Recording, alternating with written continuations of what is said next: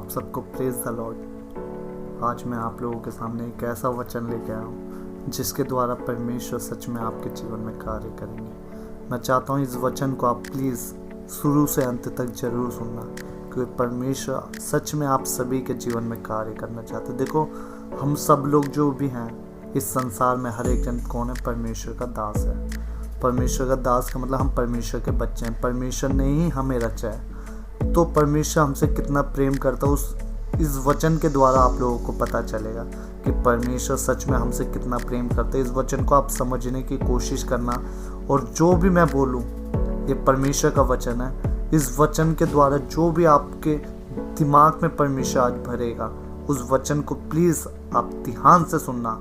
आज परमेश्वर सच में आप लोगों के जीवन में कुछ उत्तम करेगा, सच में करेगा। आप विश्वास करना, इस वचन को बस ध्यान से सुनना, शुरू से लेकर अंत तक जरूर सुनना। फिर उसने कहा, किसी मनुष्य के 2 पुत्र थे। क्योंकि एक मनुष्य था, उसके 2 पुत्र थे। उनमें से छोटे ने पिता से कहा, एक छोटा था, उनने पिता से क्या कहा? हे पिता, अपनी संपत्ति में से जो भाग मेरा है वह मुझे दे दे। देखो, 2 पुत्र थे, उसमें से छोटे वाले लड़के ने क्या कहा? मुझे मेरी संपत्ति जो है, मेरा भाग मुझे दे दे। उसने उनको अपनी संपत्ति बांट दी। उस पिता ने क्या करा? अपनी संपत्ति थी जो दोनों में बंटवारा कर दिया। बहुत दिन ना बीते थे कि छोटा पुत्र सब कुछ इकट्ठा करके दूर देश चला गया। हालेलुया। देखो, जो छोटा वाला बच्चा था ना, लड़का, उनने क्या करा? वो दूर देश चला गया अपनी संपत्ति लिए। वो संपत्ति लेकर चला गया दूसरे देश, और वहाँ कुकर्म में अपनी संपत्ति उड़ा दी। ओ देखो क्या हुआ, उसने क्या करा? वो संपत्ति ले गया, अपने अपने पैसे, धन दौलत सब लेके उनने क्या करा? वो वहाँ पे जाके गलत काम करने लगा। उन गलत कामों के चक्कर में उसने जैसे वैश्याकृत जो भी होता है, वैश्यापंथी, वहाँ पे काम करने लगा। गलत व्यभिचार करने लगा, है ना। गलत कामों में और भी जो गलत काम थे उनने किया, और उसमें क्या करा? उन्होंने अपनी संपत्ति उड़ा दी। जब वह उस सब कुछ खर्च कर चुका तो उस देश में बड़ा अकाल पड़ गया और वहाँ कंगाल हो गया। देखो, उसने क्या करा? उस देश में क्या हुआ? फिर अकाल पड़ गया। जिस देश में वो काम करने के लिए गया था, जिस देश में अपना वो सब संपत्ति लेके गया था, वहाँ क्या पड़ा? अकाल पड़ गया, और जो कुछ भी था उसके पास वो सब खत्म हो गया। वो क्या हो गया? कंगाल हो गया।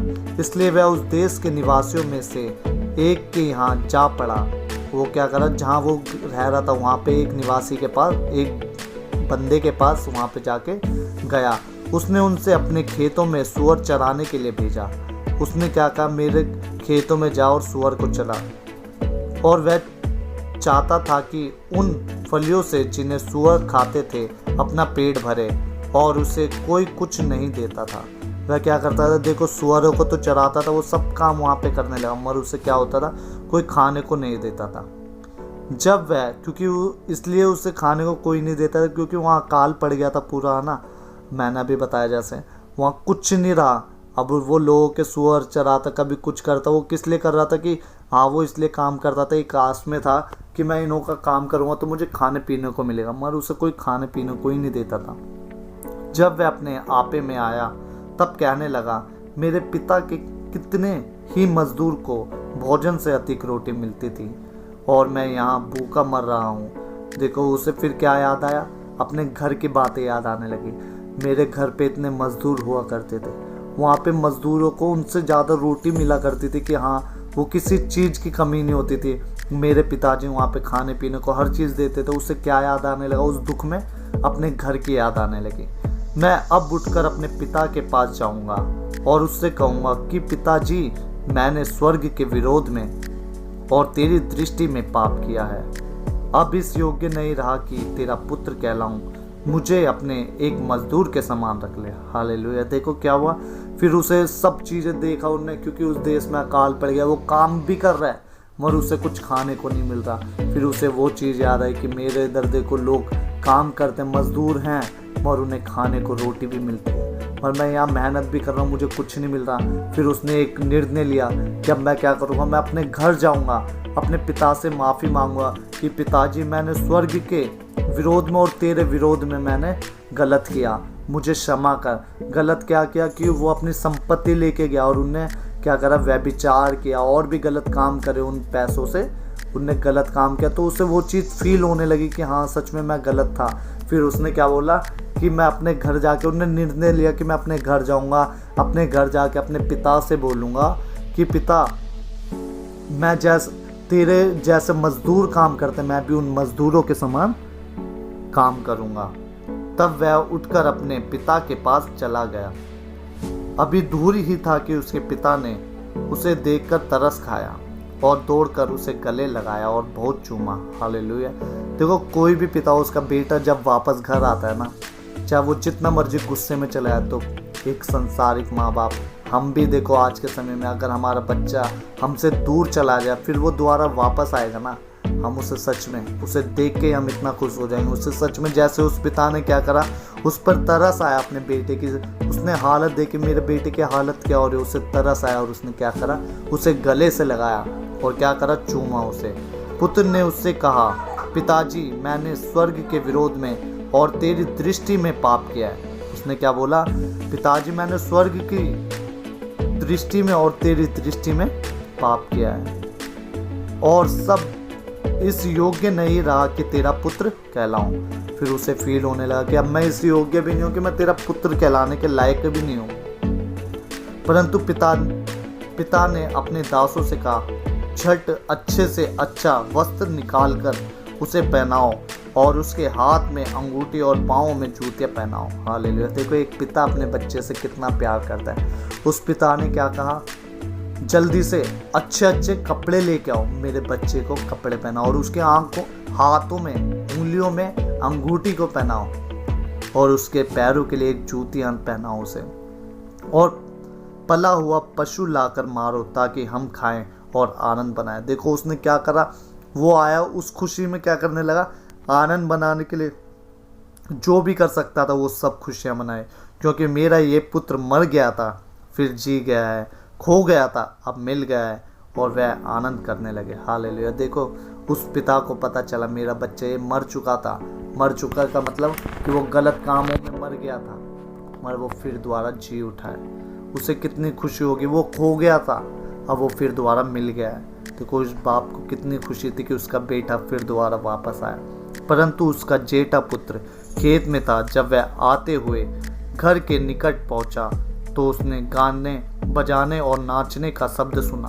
हालेलुया। देखो, उसका जो छोटा बेटा था, बड़ा बेटा था, उसने सुना कि हाँ भाई, ये गाने बजाने की आवाज़ आ रही है, कहाँ से आ रही है। जब उसे पता चला, अपने एक दास को बुलाकर पूछा, यह क्या हो रहा है। जब उसने एक दास को बुलाया और उससे पूछा, ये क्या हो रहा है, उसने उससे कहा, उस दास ने क्या कहा, तेरा भाई आया है और तेरे पिता ने पला हुआ पशु कटवाया है, इसलिए कि उसे भला चंगा पाया। देखो, उस दास ने कहा, तेरा भाई वापस आ गया है। तेरे पिताजी ने उसे देखा कि वो बिल्कुल सही है, ठीक सलामत घर आ गया है, तो तेरे पापा ने खुशी में एक पशु कटवाया है। यह सुनकर वह क्रोध में भर गया। देखो, जो पुत्र था वो क्या हुआ, क्रोध में भर गया, भीतर जाने ना चाहा। परंतु उसका पिता बाहर आकर उसे मनाने लगा। उसने पिता को उत्तर दिया, देख, मैं इतने वर्ष से तेरी सेवा कर रहा हूँ। जो बड़ा बेटा था उन्होंने क्या बोला, मैं इतने वर्षों से तेरी सेवा कर रहा हूँ और कभी भी तेरी आज्ञा नहीं टाली, तो भी तूने मुझे कभी एक बकरी का बच्चा भी ना दिया कि मैं तेरे अपने मित्रों के साथ आनंद करूं। देखो, वो क्या बोलने लगा, मैं तो तेरे साथ रहा, इतने सालों से रहा हूँ, तूने कभी मेरे लिए कुछ नहीं किया ऐसा कि मैं खुश हो सकूं, अपने दोस्तों के साथ उन खुशियों को आनंद से भर सकूं। परंतु जब तेरा ये पुत्र, जिसने तेरी संपत्ति वेश्याओं में उड़ा दी, आया, तो उसके लिए तूने पला हुआ पशु कटवाया।